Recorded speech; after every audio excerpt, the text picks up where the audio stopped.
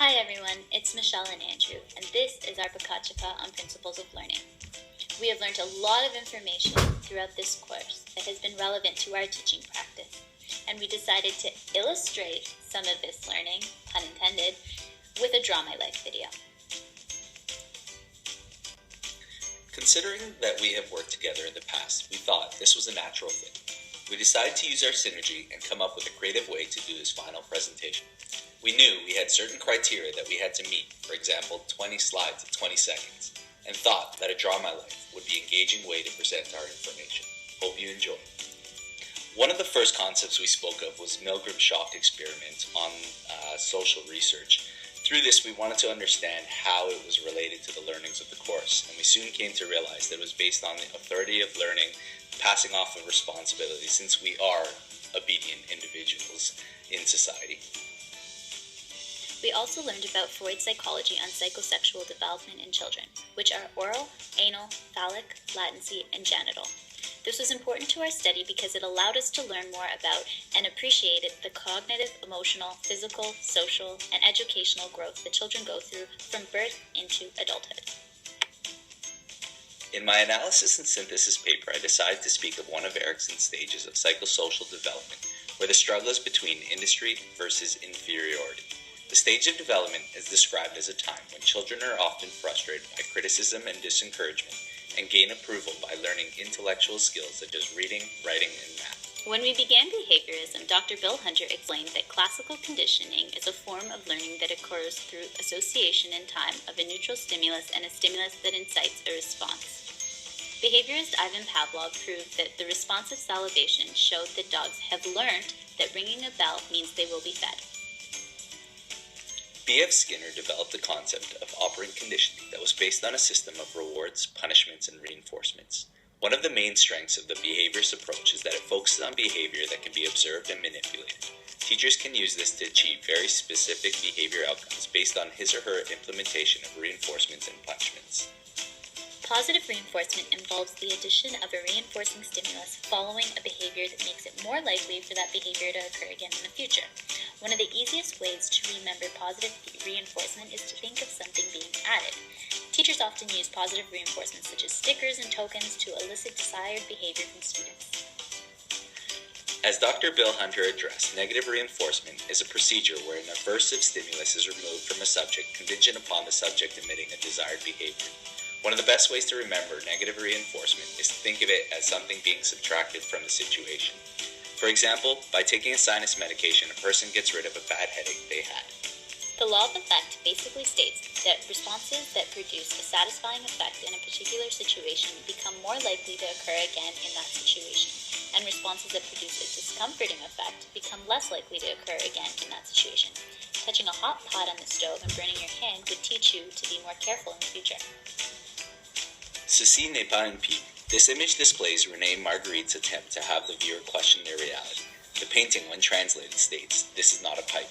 Marguerite's point is simple. The painting is not a pipe. It is an image of a pipe. Representation causes the viewer to be aware of the limitations we have when only looking at the surface value. For our vision paper, Andrew and I decided to work together, and we began by reflecting on our experiences as students. We realized that learning often was teacher-centered and focused on behavior. Today, as teachers, we feel that learning should be student-centered, and our role is to facilitate students to interact and construct information in a way that is meaningful to them by collaborating, questioning, and exploring.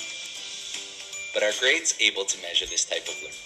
In our vision paper, we discussed our vision for a future without grades.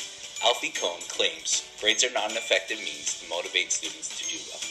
They also fail to accurately indicate student achievement, as well as they are seen as a means to an end rather than a benchmark for next steps. Through an exploration of course readings, we learned that an expert is someone who is able to see patterns and chunk information, and a novice instead attempts to memorize. This is relevant to us as teachers as we attempt to develop learners who will become experts one day. This would involve changing the way students interact with information that they see, placing less of an emphasis on memorization and more on critical thinking. Gardner's multiple intelligences reminds us that each and every one of us learns differently. While working with others, we need to remind people that we all have our strengths and weaknesses, and that we need to focus on what a learner can do versus what they cannot. Multiple intelligences gives each person the opportunity to demonstrate their learning in a meaningful manner.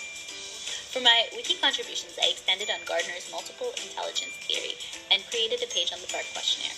This questionnaire was created in 1987 to help users identify if they are a visual, auditory, read-write, or kinesthetic learner.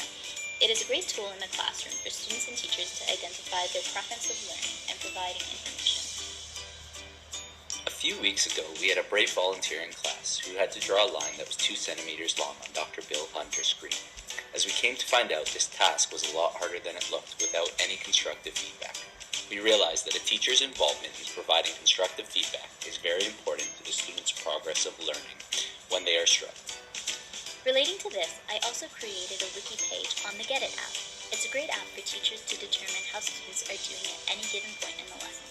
This app allows students to provide teachers feedback regarding their learning, and it is organized so that the teacher can narrow down and determine which students are in need of assistance and which students are understanding the concepts. This theory helps us realize that we are all connected to our learning. Learning and knowledge rest in the diversity of opinions. Since learning is a process, we need to explore our critical thinking skills and connect information to what we deem relevant and important. Often we do this through the use of computer technology, as it is an effective means that helps us make our connections. The introduction of the internet has changed the way people think and learn. The original, Web 1.0, was a group of static websites of information. It has since transformed into the Web 2.0, where we have come to understand that it is a medium where we can connect our knowledge and experiences to one another. It is the common theme between research, technology, and brain science.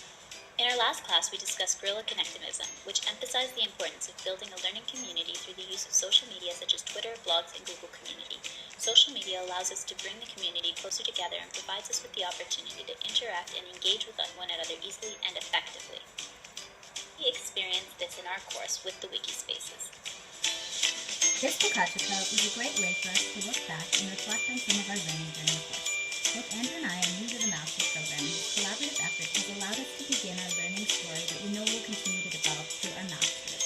We hope you enjoyed this presentation as much as we enjoyed creating it.